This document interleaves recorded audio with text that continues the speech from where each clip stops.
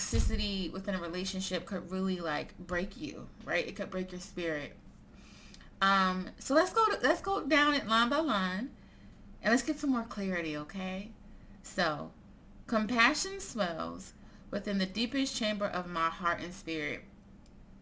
If you are in a toxic relationship, that compassion can be so immense to the point where you lose sight of who you are. When you forgive people over and over and over and over and over again, and they take advantage of you over and over and over and over again, you will lose like a sense, you would lose a boundary, you would lose a sense of self. You would actually feel like a doormat, like people are walking over you. So like, watch that compassion. And I rest on the notion that you know not what you do. And then this where the pity comes into play. When someone is sick, mentally ill, when someone has like ailments, you pity them. And that comes with compassion as well, that pity, right?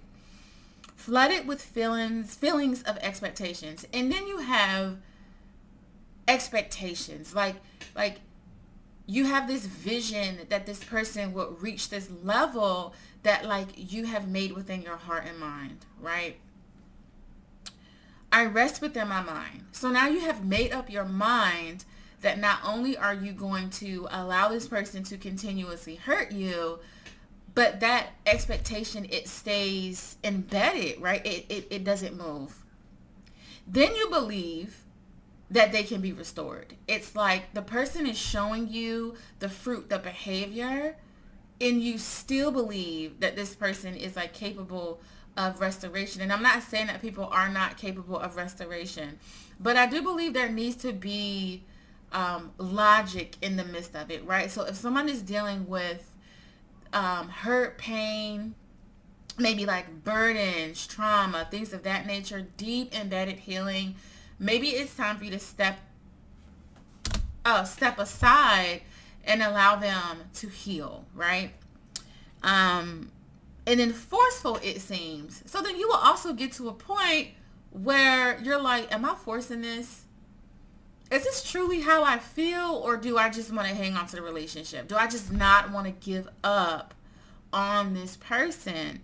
I am hardened by this concept of expectation. Like I said before, you expect this person to reach a level of healing, a level, like you expect that for them.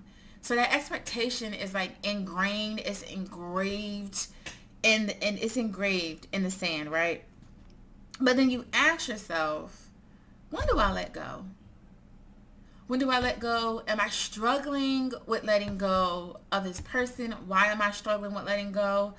And then shall another slap convince me that I belong here? And this is not necessarily true for all people, but of course, domestic violence could be in the midst of these toxic relationship dynamics, right? So then you almost like make it up in your mind that like when it gets too tough for me, like when this abuse gets too tough for me, then I would leave, right?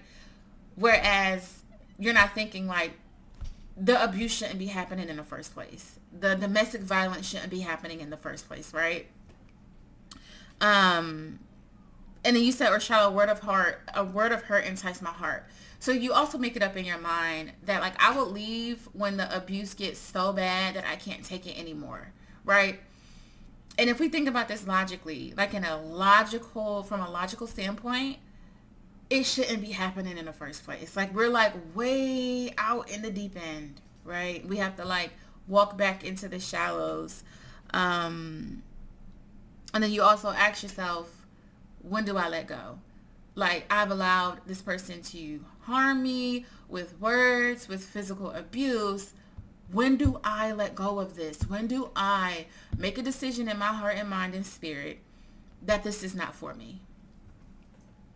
And then it says, when my heart and spirit becomes dark.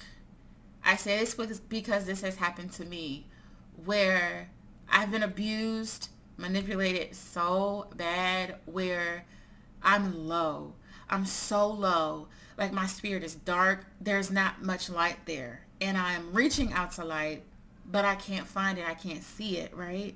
And then you're lonely It says lonely and cracked from deceit.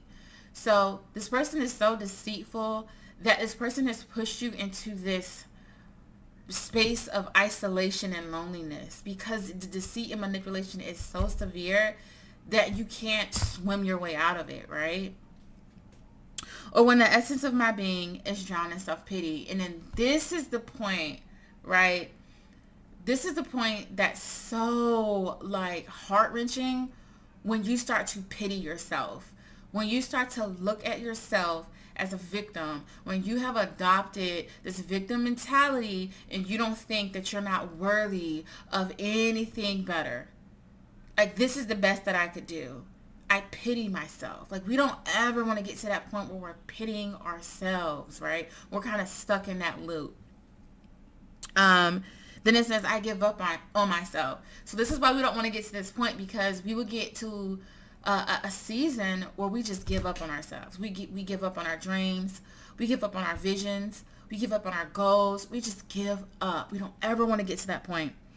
It says, no longer triggered, I fall into chaos. So now the abuse has become so immense where you're not even getting triggered anymore. Like the abuse is so severe that the words, the physical abuse, the mental, spiritual, and sometimes even financial abuse isn't even triggering you anymore.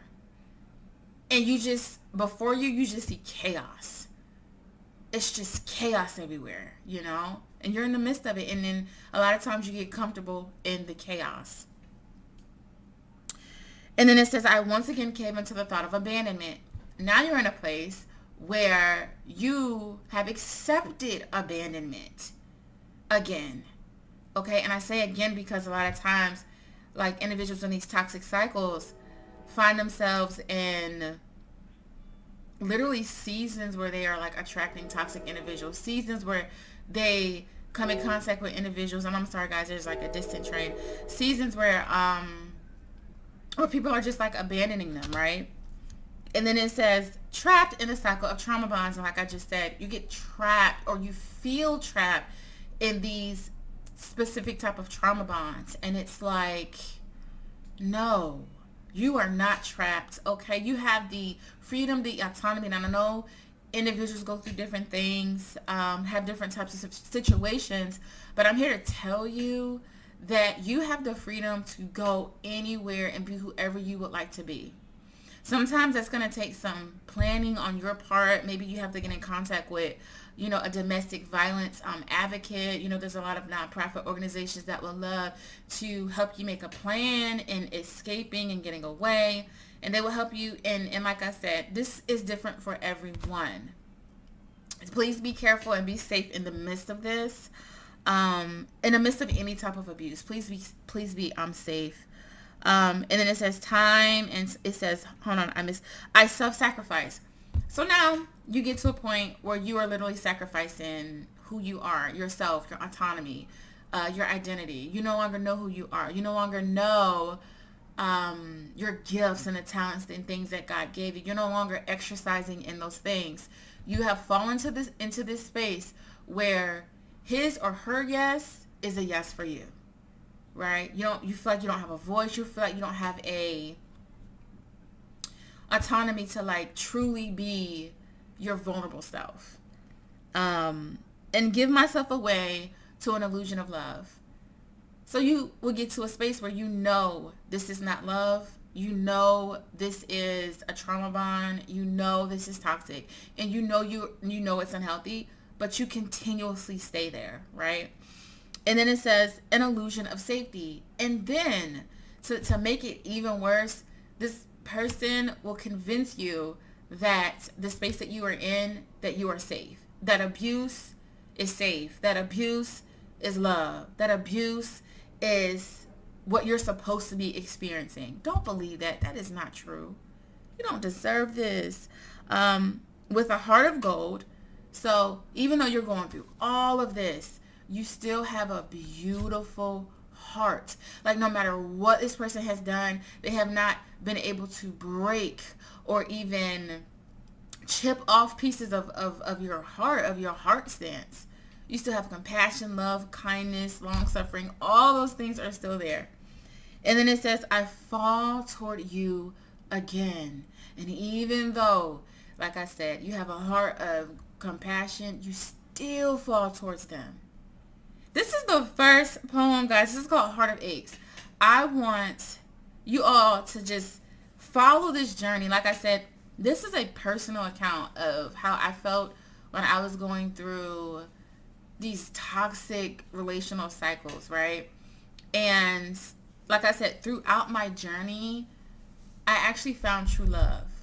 I found God in the midst of my journey, and he helped me, and he taught me how to love myself.